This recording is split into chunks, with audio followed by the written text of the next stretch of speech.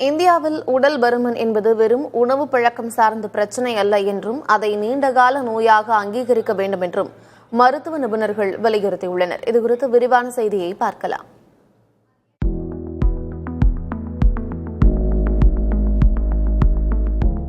இந்தியாவில் உடல் பருமன் என்பது தனிநபர் சார்ந்த வாழ்க்கை முறை பிரச்சினை மட்டுமல்ல, அது ஒரு தீவிரமான தேசிய சுகாதார அவசர நிலை என்று மருத்துவ ஆய்வுகள் எச்சரிக்கின்றன.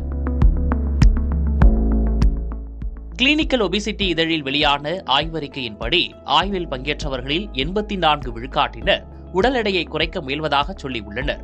ஆனால் அவர்களில் வெறும் 4.7 விழுக்காட்டினர் மட்டுமே தங்களது இலக்கை அடைந்து ஓராண்டுக்கும் மேலாக எடையை கட்டுக்குள் வைத்திருக்க முடிகிறது. இது உடல் பருமன் என்பது மீண்டும் மீண்டும் வரக்கூடிய ஒரு சிக்கலான நோய் என்பதை உணர்த்துவதாக மருத்துவ நிபுணர்கள் கூறுகின்றனர்.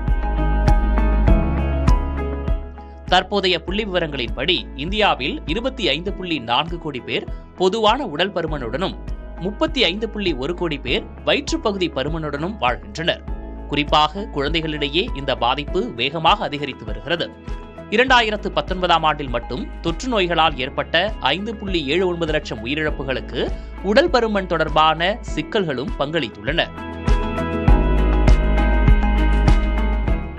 புகழ்பெற்ற நீரிழிவு நோய் நிபுணர் டாக்டர் பி மோகன் உள்ளிட்ட வல்லுநர்கள் உடல் பருமனை வெறும் உணவு பழக்கம் சார்ந்த பிரச்சனையாக சுருக்காமல் ஒரு நீண்டகால நோயாக மத்திய அரசு அதிகாரப்பூர்வமாக அங்கீகரிக்க வேண்டும் என வலியுறுத்துகின்றனர்.